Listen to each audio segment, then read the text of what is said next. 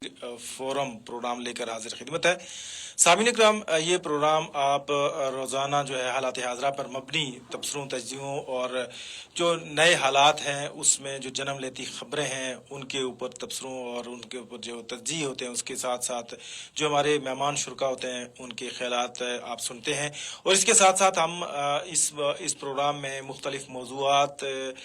جو عوامی دلچسپی کے ہوتے ہیں، عوامی مسائل کے ہوتے ہیں یا پھر عوام کی آگاہی کے لیے ہیں، اس کے وہ پروگرام بھی، ایسے موضوع کا انتخاب بھی ہم اس پروگرام میں کرتے ہیں۔ اور آج کا ہمارا موضوع ہے جو خاص کر آج کا موضوع ہمارا مقبوضہ جموں کشمیر کے متعلق ہے۔ جس طرح آپ جانتے ہیں کہ ہم اس پروگرام میں خاص کر آزاد کشمیر اور مقبوضہ کشمیر کے جو مسائل ہیں وہ سارے اس پروگرام میں ہم اجاگر کرتے ہیں، اور خاص کر آج کا جو موضوع ہے وہ مقبوضہ کشمیر کے حوالے سے اس لیے اہم ہے کہ مقبوضہ کشمیر میں بھارت کی طرف سے ایک نام نہاد انتخابات کا ڈھونگ رچایا جا رہا ہے، فوجی پیرے کے اندر ہے، اور بھارت نے ان انتخابات میں اپنے مطلوبہ نتائج حاصل کرنے کے لیے جو دستیاب ان کو وسائل ہیں، فوجی طاقت ہے، سرکاری ادارے ہیں، باقی جو چیزیں ہیں وہ سارے کے سارے جو ہے نا استعمال کیے جا رہے ہیں، اور مختلف حربوں حلیوں سے لوگوں میں جو ہے وہ خوف و ہراس پیدا کر دیا گیا ہے، اور وہ باقی جو امیدوار ہیں جو وہاں پہ الیکشن لڑ رہے ہیں تاکہ جو بھارت یا مودی سرکار کے جو مخالف امیدوار ہیں ان کے لیے الیکشن لڑنا بھی جو ہے ان کے لیے بھی ایک ناممکن بنا دیا گیا ہے۔ اس وقت ہم اس ساری صورتحال کو لے کر بات چیت کریں گے اور اس میں ہمارا ساتھ دیں گے ہمارے ساتھ جو سینئر تجزیہ کار اور معروف صحافی اور کشمیر امور کے ماہر سید عارف بہار صاحب ہمارے ساتھ ٹیلی فون لائن پر موجود ہیں۔ سب سے پہلے تو خوش آمدید کہیں گے بہار صاحب، آپ ہماری آواز کو سن رہے ہیں؟ بہت شکریہ جی، میں سن رہا ہوں۔ جی ہلو جی میں آپ کو سن رہا ہوں۔ اچھا بہار صاحب، آپ نے ہمارے پروگرام کا موضوع بھی سن لیا ہوگا، اور اس کا جس کے اوپر ہم آج بات کرنا چاہتے ہیں کہ سب سے پہلے تو ہم آپ سے گفتگو کا آغاز کریں گے، اور سب سے پہلے تو آپ سے یہ جاننا چاہیں گے کہ کیا خبریں ہیں مقبوضہ کشمیر کے اندر کی آج کے انتخابات کے حوالے سے، جو بھارت کی طرف سے ایک نام نہاد انتخابات، اور لوگوں کو میں کیا خبریں کیا آ رہی ہیں؟ دیکھیں جی، انتخابات کے حوالے سے تو پہلے ہی ایک چیز طے شدہ تھی کہ جو بھارت نے ایک مینورنگ کی تھی اور جو اقدامات اٹھائے تھے کشمیر کو قبرستان جیسی ایک کیفیت سے دوچار کر کے، اور پھر گورنر، لیفٹیننٹ گورنر کے اختیارات میں بے تحاشا اور بے محابہ قسم کا اضافہ کر کے،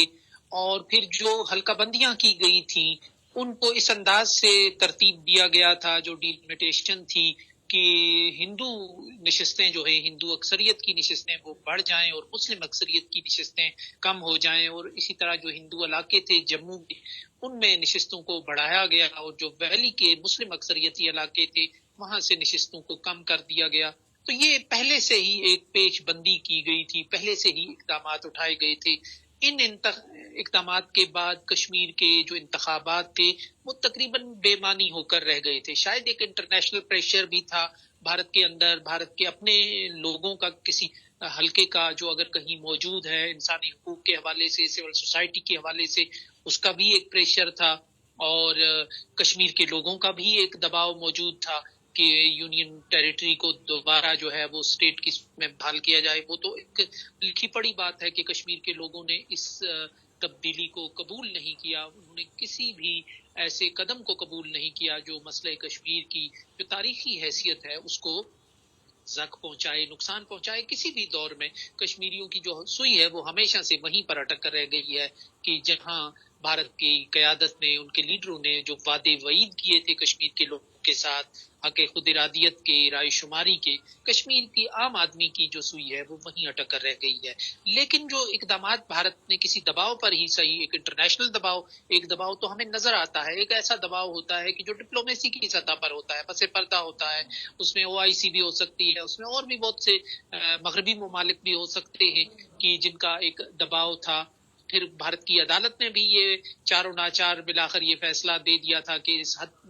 عرصے کے اندر جو ہے، اس عرصے کے تک جو ہے وہ انتخابات کرائے جائیں۔ لیکن جو یہ مجبوراً ہی انتخابات کرائے گئے، اس سے پہلے اتنی فاؤل پلے اتنا کھیل چکا تھا بھارت کی، ان انتخابات کی جو حیثیت ہے وہ بے معنی ہو کر رہ گئی تھی. مطلب یہ جو سارے اقدامات گنوائے میں نے، جن میں پھر لیفٹیننٹ گورنر کے اختیارات بھی بڑھائے گئے، اور اس کے بعد ان اختیارات کے بعد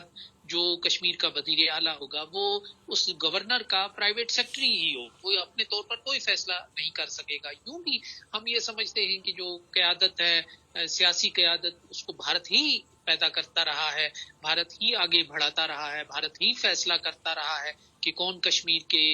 وزیر اعلیٰ کی مسند پر بیٹھے گا، کون اپوزیشن میں بیٹھے گا. یہ ہر دور میں ہوتا رہا ہے، کوئی نئی بات نہیں ہے. لیکن ان اقدامات کے بعد جو گورنر کے اختیارات میں اضافہ کیا گیا، جو قوانین متعارف کرائے گئے، جو کشمیر کی الگ شناخت کو ختم کرنے کے بعد جو بھارت نے اقدامات اٹھائے، اس کے بعد سارا بے معنی ہو کر رہ گیا تھا. اب اس میں دوسری جو بات ہے جی وہ جی کشمیر کے عام آدمی کی انوالومنٹ ہے. کشمیری بنیادی طور پر ایک ذہین و فتین قوم ہے کہ جب 1980 کی دہائی کے اواخر میں اور وسط میں جب مشرقی یورپ آزاد ہو رہا تھا، دیواریں برلن گر رہی تھی، جی جی اور مشرقی یورپ نئی آزادیوں سے ہمکنار ہو رہا تھا، اور یوں لگ رہا تھا جو پرانا سر جنگ کا سسٹم ہے اس میں ایک دراڑ پڑ گئی ہے، اور اس کے نتیجے میں بہت سے لوگوں کو بن مانگے آزادیاں مل رہی ہیں. کشمیریوں نے اس وقت ان حالات سے کو بھانپتے ہوئے فائدہ اٹھانے کی کوشش کی، اور وہ جو اپنے مسلح نوجوانوں کے گرد کشمیر کی پوری قوم جو ہے، جو عام آدمی ہے، وہ گرد جمع ہو گیا. تو اس کی وجہ یہی تھی کہ وہ ان حالات کا حصہ بننا چاہتے تھے کہ جو دنیا میں دائیں بائیں پیدا ہو رہے تھے، جس نتیجے میں آزادیاں مل رہی تھیں، جس کے جی نتیجے میں پابندیاں ختم ہو رہی تھیں، جس کے نتیجے میں ایسی بے معنی اور ظالمانہ جو دیواریں ہیں برلن کی صورت میں وہ گر رہی تھی. تو کشمیریوں نے پوری قوت کے ساتھ اس میں حصہ لیا. اب اگر دہائیوں کے بعد کشمیر کا ایک عام آدمی کسی انتخابی عمل میں اپنی انوالومنٹ ظاہر کرتا ہے یا وہ اپنی دلچسپی ظاہر کرتا ہے، تو میرا خیال ہے اس سے بھی گھبرانا نہیں چاہیے. کہ کشمیر کے لوگ یہ سمجھتے ہیں کہ یہ جو جبر و تشدد کا ماحول ہے، اس میں چھید کرنے کا، اپنی بات کہنے کا ایک طریقہ یہ بھی ہے کہ کشمیر کے انتخابات میں حصہ لیا جائے. اور جو ماحول بنایا گیا ہے کہ زور زبردستی سے، اور ایک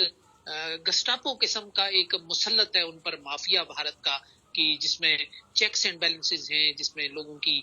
جو انفرادی زندگی ہے اس کو ختم کر دیا گیا ہے، پرائیویسی کو ختم کر دیا گیا ہے، ٹیلی فون کا نظام جو ہے اس کو بے مقصد اور بے معنی بنا دیا گیا ہے پابندیوں کے ذریعے، اور تھانوں میں جو لوگوں کی حاضری ہے کہ جس کو بالکل انجینئر رشید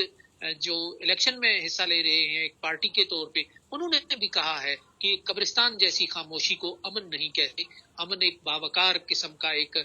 نظام ہے جو نظر آتا ہے زمین جی پر، لوگوں کی زبانوں کو جبری طور پر بند کر کے، لوگوں کو جیلوں میں ٹھونس کر، لوگوں کو آزادیوں سے محروم کر کے، متبادل آوازوں کو دبا کر، میڈیا کو قید و بند کی صعوبتوں میں ڈال کر آپ جو امن قائم کریں گے، اس کی حیثیت پانیوں پر تیرتی ہوئی کاغذ کی ناؤ کی سی ہوگی کہ ایک تیز لہر چلے گی اور وہ بکھر کر رہ جائے گی، وہ ریزہ ریزہ ہو کر رہ جائے گی. اور آج جو کشمیر میں امن دکھانے کے لیے اگر یہ سارا دھندا کیا جا رہا ہے تو یہ بہت مصنوعی قسم کا دھندا ہے، اور اس سے وہ امپیکٹ نہیں پڑے گا نہ انٹرنیشنل سطح پر، نہ گراؤنڈ کی سطح پر، نہ کشمیری اس سے رام ہونے والے ہیں کہ جو بھارت دکھانا چاہتا ہے. اچھا بار صاحب، میں آپ کی بات کو آگے بڑھاؤں گا. آج ہمیں کچھ خبریں بھی موصول ہوئیں کہ کچھ انٹرنیشنل میڈیا نے، سوشل میڈیا کا دور ہے چونکہ بہت ساری چیزیں وہاں سے آ جاتی ہیں، تو ایک پولنگ اسٹیشن کے اوپر بہت سارے لوگ جمع تھے اور وہاں ان سے لوگوں سے پوچھا گیا جی آپ کا ووٹ کہاں ہے، اور وہ کہہ رہے تھے کہ ہمارا تو ووٹ اس پولنگ اسٹیشن میں ہے ہی نہیں، دوسری جگہ پہ ہے. مطلب یہ ہے کہ وہاں پہ بھارتی فوج نے، وہاں کے جو اداروں نے اپنے پولنگ اسٹیشن کا بھرپور ماحول دکھانے کے لیے لوگوں کو زبردستی پولنگ اسٹیشن پہ لا کے کھڑا کر کے تصویریں بنوانے کی کوشش کی. اور مطلب یعنی یہ دنیا کو دکھانے کی کوشش کر رہے ہیں کہ یہ اتنا رش ہے اور لوگ جو ہے نا انتخابات میں جو ہے وہ دلچسپی لے رہے ہیں. یعنی اس طرح کا ماحول بھی وہاں پہ فورسز کے ذریعے لوگوں کو گھروں سے نکال کے مختلف پولیس اسٹیشنوں پہ لایا گیا، اور وہ ایسے پولیس اسٹیشن پہ لا کے ان کو تصویریں بنائی جا رہی ہیں جہاں پہ ان کا پولیس اسٹیشن ہی نہیں ہے. جی ظاہر ہے وہ ایک اب قبضہ ہے ان کا، اور وہ یہ سمجھتے ہیں کہ جس طرح وہ چاہیں موم کی ناک کی طرح حالات کو وہ موڑ سکتے ہیں. تو یہ ان کا پرانا ہتھ کنڈا ہے کہ جب کشمیر میں بالکل ہی لوگ بیزار تھے، نالاں تھے، ناراض تھے اور تحریک پورے زوروں پر چل رہی تھی، تو اس وقت بھی وہ زور زبردستی کر کے پولنگ اسٹیشنوں پر لا کر قطاریں بنواتے تھے اور دنیا کو یہ تاثر دیتے تھے کہ کشمیری مین سٹریم میں آ گئے ہیں، کشمیری ووٹ کے ذریعے اپنی بات کر رہے ہیں، اور کشمیر کے جو لوگ ہیں وہ مسلح تحریک سے یا حریت پسندوں سے وہ دلچسپی نہیں رکھتے. تو یہ بھارت کا پرانا کھیل ہے. ان 2-3 دہائیوں میں اگر ہم دیکھیں تو بھارت نے یہی کیا ہے، بلکہ الیکشن کے نام پہ بھارت نے ہمیشہ کشمیریوں کے ساتھ یہی ڈھونگ رچایا ہے کہ اس دور میں جب کشمیر کے لوگ ووٹ بھی ڈالتے تھے اس وقت بھی لوگ کسی اور کے ساتھ ہوتے تھے، لیکن جو بھارت سرکار ہوتی تھی وہ کسی اور کے حق میں فیصلہ دیتی تھی. اور 1987 کا جو مسلم متحدہ محاذ کا الیکشن ہے، لٹمس ٹیسٹ ہے اس پورے جمہوری نظام کا، اس پورے سفر کا وہ بالکل ایک الگ ایک باب ہے کہ جب کشمیر کا جو نوجوان تھا، کشمیر کا عام آدمی تھا، وہ مسلم متحدہ محاذ کے ساتھ اس کے جذبات جڑ گئے تھے، کیونکہ مسلم متحدہ محاذ آزادی اور انقلاب کا برملا اعلان کرتا تھا. وہ ووٹ کے ذریعے آزادی کی بات کر رہا تھا، وہ الحاق کو چیلنج کرنے کی بات کر رہا تھا، اسمبلی میں اکثریت حاصل کر کے وہ کفن بردوش ہو کر یہ بتا رہا تھا کہ انہیں اگر اپنے مقصد کے لیے جان بھی دینا پڑی اور وہ بھی قبول کریں گے. تو اس کے ساتھ کشمیر کے عوام کے جذبات جڑ گئے تھے. لیکن اس وقت بھارت نے چونکہ ایک بھارت کے سسٹم کو توڑتے ہوئے وہ ایک مسلم متحدہ محاذ آگے بڑھ رہا تھا، اور بھارت نے خطرہ محسوس کیا کہ یہ اس کا جو جبر کا ماحول ہے، جو اس کا ایک قبضہ ہے، یہ اس کے لیے پارلیمانی اور جمہوری چیلنج بن سکتا ہے کسی مرحلے پہ، کسی سطح پہ. تو انہوں نے اس کا طاقت کے ذریعے راستہ روکا، جس کے نتیجے میں پھر یہ کشمیر میں ساری مزاحمت شروع ہوئی. کشمیر کے نوجوان حالات سے مایوس ہو گئے. تو اس کے بعد سے تو بالکل ڈھونگ الیکشن ہوئے، جن میں کچھ بین الاقوامی دباؤ بھی تھا، کچھ بین الاقوامی ضرورتیں بھی تھی، اور کچھ بین الاقوامی طاقتیں یہ چاہتی بھی تھی کہ یہاں ایک جمہوری اور ڈیموکریٹک پروسیس شروع ہو جائے، اور تاکہ لوگ آزادی اور حریت کی بجائے اس انداز سے، پارلیمانی انداز سے وابستہ ہو جائیں، اس نظام کے ساتھ وابستہ ہو جائیں. لیکن وہاں اس دور میں بھی جتنے بھی انتخابات اس سے پہلے بھی ہوئے، بھارت نے ایک ماحول بنایا، مارک کیا جاتا تھا، گھروں کو مارک کیا جاتا تھا. جی بالکل صحیح. لوگوں کے جو گھروں کے خاندانوں کے بڑوں کو فوجی کیمپوں میں بلا کر کہا جاتا تھا کہ اگر آپ کے عزیز و اقارب نے، گاؤں نے اگر باہر آ کر ووٹ نہیں ڈالے تو اس کا انجام برا ہوگا. تو ظاہر ہے قبضے اور آج بھی یہ خبریں مل رہی ہیں، آج بھی ہمیں بھی اس طرح کی خبریں مل رہی ہیں. اور دوسرا یہ ہے کہ بھار صاحب، دوسرا آپ نے یہ بھی آپ کو خبر ملی ہوگی کہ بہت سارے جو ادارے تھے، عالمی میڈیا کے ادارے جو مقبوضہ کشمیر کے ان الیکشن کو مانیٹر کرنا چاہتے تھے، ان میں بھی بہت سارے لوگوں کو وہاں پہ نہیں آنے دیا گیا. سیکیورٹی تھریٹ دے کے ان کو بہانہ بنا کے ان کو داخل نہیں ہونے دیا گیا. اور ایک منیج میڈیا جو ہے بھارت کی اداروں نے وہاں پہ اس کے لائے ہیں، اور ایک منیج جو ہے تصویریں اور ویڈیو بنانے کے لیے انہوں نے سارے سسٹم کو ارینج کیا ہے. تو اس طرح کی صورتحال ہے، مطلب دنیا کو دکھانے کے لیے. بالکل ایسا ہی ہے کہ دیکھیں نا آپ، اگر ایک الیکشن کمپین میں کسی کو دوسری رائے کا اظہار کرنے کا موقع نہ ملے، کوئی یہ بات کہہ نہ سکے کہ جو ایک کشمیر میں 35-36 سال سے جو انسانی حقوق کی خلاف ورزیاں ہو رہی ہیں، بدترین خلاف ورزیاں ہو رہی ہیں، لوگوں کو گرفتار کیا گیا ہے، لوگوں کو شہید کیا گیا ہے، جو عصمت ریزی کی گئی ہے خواتین کی، اور جو یعنی ایک تباہی کی ایک داستان بھارت نے رقم کی ہے. لیکن اگر اس پر بھی کوئی بات کرنے کی کسی امیدوار کو اجازت نہیں ہے، اور کشمیر کی مزریز پر بات کرنے کی اجازت نہیں ہے، تو ان انتخابات، اس انتخابی مہم اور اس کے نتیجے میں جو کینڈیڈیٹ جیتیں گے ان کی حیثیت کیا ہو سکتی ہے. یہ بات وہی ہے کہ لوگوں کی زباں بندی کر کے، لوگوں کے جو گردن پہ پاؤں رکھ کے، تو پھر ان سے آپ جو کام لینا چاہیں وہ لیں، لیکن اس کی لیجیٹمیسی نہیں ہوگی. اگر اس کی لیجیٹمیسی آپ کے نزدیک ہوگی یا باہر آپ کہیں دکھا دیں گے، لیکن اس کا مطلب یہ نہیں ہے کہ کشمیر کا معاشرہ، کشمیر کی سوسائٹی وہ سرنڈر کر گئی ہے، وہ ہتھیار ڈال گئی ہے. کیونکہ کشمیر کا مسئلہ بہرحال دہائیوں سے موجود رہا ہے. اس طرح کے انتخابات ماضی میں بھی ہوتے رہے ہیں، آئندہ بھی بھارت کرواتا رہے گا. لیکن جو جائز اور جینون مطالبہ ہے کشمیریوں کا، جب تک اس کو ایڈریس نہیں کیا جاتا، یہ مسائل حل نہیں ہوں گے. جی بھار صاحب، آج دنیا بھر میں مقیم جو کشمیری ہیں انہوں نے انتخابات کے انعقاد کے موقع پہ جو بھارت کا ایک ڈھونگ قرار دیا ہے، انہوں نے احتجاجی مظاہرے بھی کیے ہیں. آزاد کشمیر کے تمام چھوٹے بڑے شہروں میں احتجاجی مظاہرے کیے گئے. اس کے علاوہ دنیا بھر میں جو مقیم کشمیری ہیں انہوں نے بھی اپنا احتجاج نوٹ کروایا اور یہ باور کرایا ہے کہ یہ انتخابات جو ہے یہ ایک ڈھونگ ہے، بھارت کا ایک جو ہے نا جھوٹ ہے جو دنیا کو بتانا چاہتا ہے. کشمیری عوام ان آزادی سے یا حق خود ارادی سے کم کسی چیز پر وہ سمجھوتا نہیں کریں گے. اور یہ اس طرح کی جو ساری صورتحال ہے. بہت شکریہ عارف بہار صاحب، آپ ہمارے ساتھ رہے اور کشمیر کی موجودہ جو صورتحال ہے مقبوضہ کشمیر کے اندر جو بھارت کی طرف سے جو انتخابات کا ڈرامہ رچایا جا رہا ہے اس سے ہمارے سامعین کو اور سوشل میڈیا کے ناظرین کو آگاہ کیا. سامعین اکرام، یہ مقبوضہ کشمیر کے حوالے سے آج کا جو پروگرام تھا اس کا ایک حصہ تھا جو ہمارے سوشل میڈیا کے ناظرین کے لیے تھا، جس میں عارف بہار صاحب جو ہے جو سینئر تجزیہ کار ہیں اور کشمیری امور کے ماہر ہیں، بہت عرصہ سے اس کے اوپر کشمیر کے اوپر لکھتے بھی ہیں، تو اس حوالے سے وہ بات چیت کر رہے تھے اور انہوں نے عالمی مبصرین کے حوالے دے کے بات کی کہ پوری دنیا کے دو تجزیہ کار ہیں، مبصرین ہیں، وہ ان انتخابات کے اوپر بہت بڑے تحفظات کا اظہار کر رہے ہیں. عالمی میڈیا کو ان انتخابات کو مانیٹر کرنے کی اجازت نہیں ہے اور سیکیورٹی کے نام کے اوپر بہت سارے لوگوں کو بے بار سے مبصرین کو مقبوضہ کشمیر میں آنے کی اجازت نہیں دی گئی،